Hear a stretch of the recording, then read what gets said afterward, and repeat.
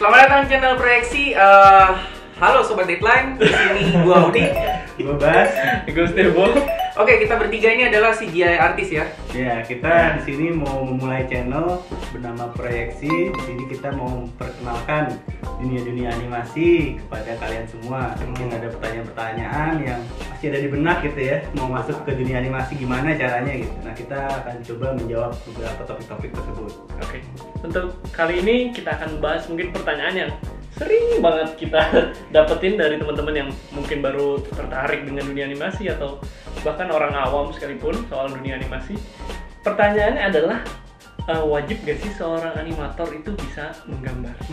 Itu dia tuh. Iya. Sebelum kita bahas temanya, kita bisa dengar dulu pendapat dari teman kita di industri. Langsung aja kita lihat videonya. Check it out.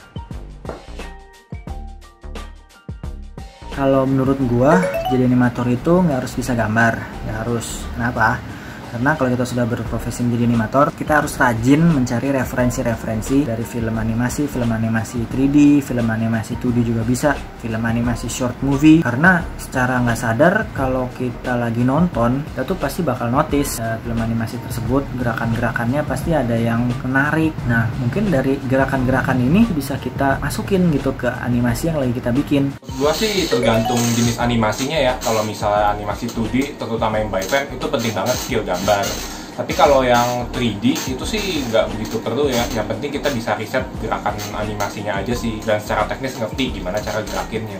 Menurut gua secara personal, buat jadi animator itu nggak harus bisa gambar. Karena seorang animator itu tidak harus langsung turun tangan untuk membuat sebuah ilustrasi atau aset sebelum dianimasikan.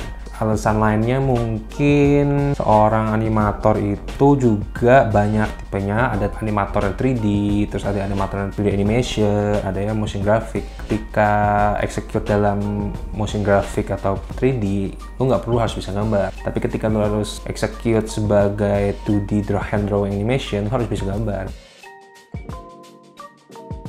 Kalau dari pribadi gue sendiri, gue bisa gambar tapi nggak bagus. Dan gue juga jarang banget buat ngegambar dalam proses pengerjaan animasi gue.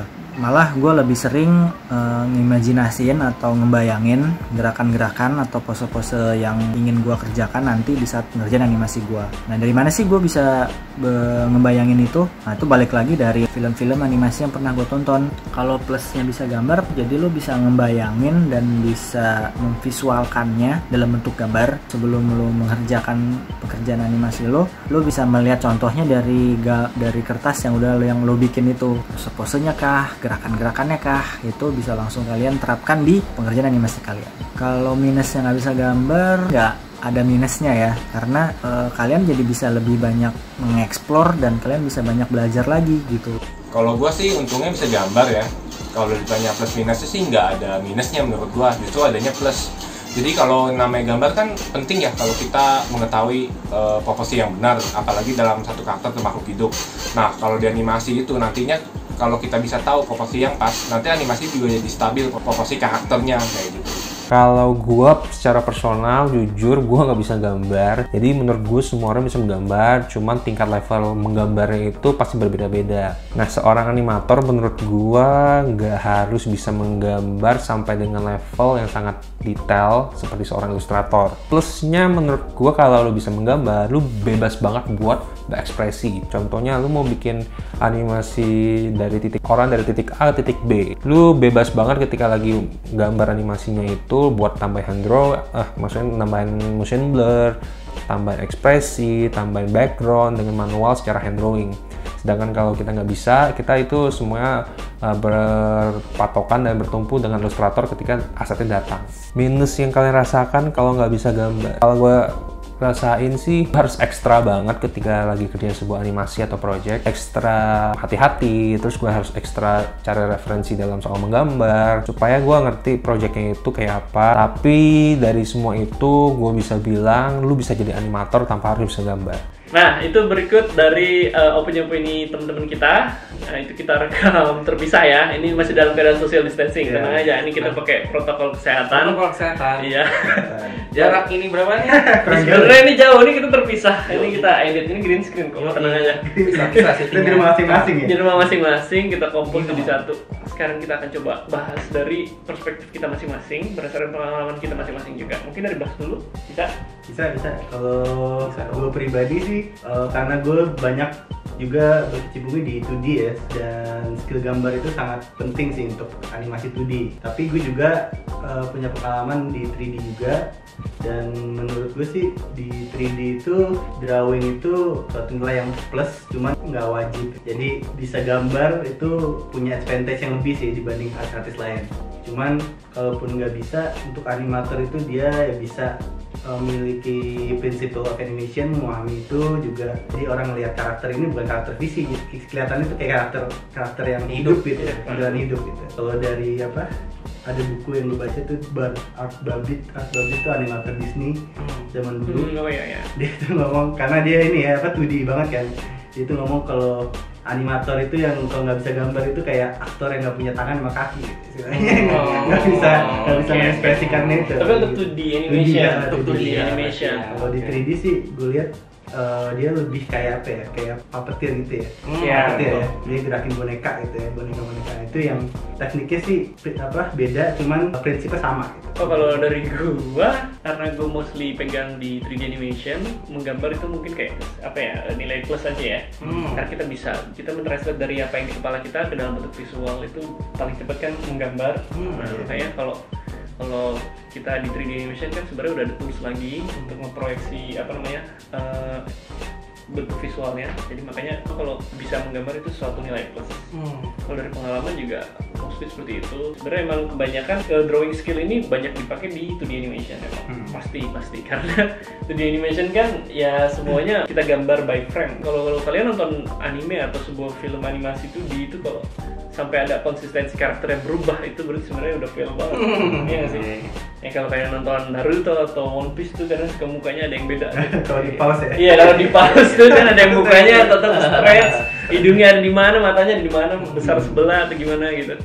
Nah itu drawing skill butuh banget sih di 2D animation.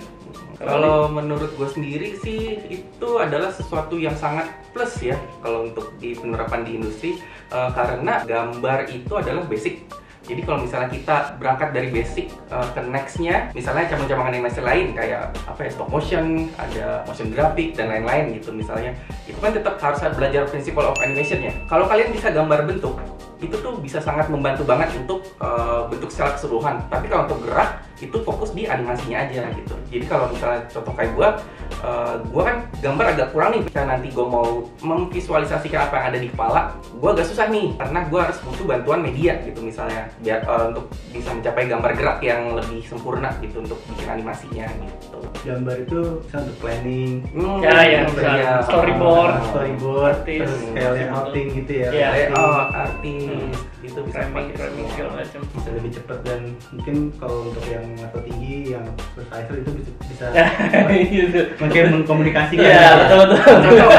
Mencontohkan. Supervisor yang nyoret-nyoret.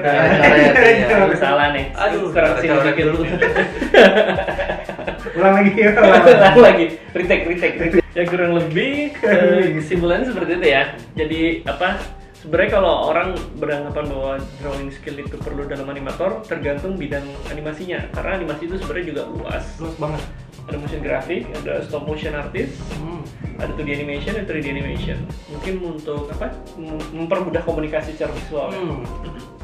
Nggak ada salahnya sih untuk belajar animasi. Ya, betul. Belajar gambar maksudnya. Satu pertanyaan yang mungkin beberapa teman-teman masih bingung, apakah drawing skill itu sebuah bakat? Keting dari lahir. Ada. Gue percaya loh itu bakat. Nanti kita bahas lagi. Ya, nanti kita bahas lagi. Makanya ditonton ya video ini, kita supaya ada episode berikutnya. Ya jangan cuma episode 1 doang. Iya jangan dong. Tolong didukung lah channelnya. Biar ada lagi next. Gak didukung juga akan tetap ada sih episode 2. Sebenarnya ini juga kita ada beberapa cek-cek data juga dari internet, beberapa pertanyaan. Kayak ada dari Quora sama Pluralsight, di mana mereka juga mengatakan hal yang sama. Mungkin bisa dikasih slide-nya beberapa nanti.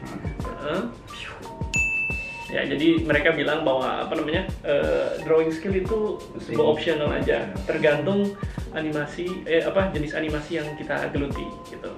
Kalau untuk 2D animation itu wajib. Kalau kalian ada pertanyaan-pertanyaan, topik-topik yang ingin dibahas, tulis di Di mana? Di mana Di atas Di bawah. kan. Di bawah. bawah komentar. Komen di bawah. Jangan lupa Ya mau head speech Jangan kan lupa. semua. Jangan lupa. kan biasanya jangan lupa subscribe Yeah. apa gitu.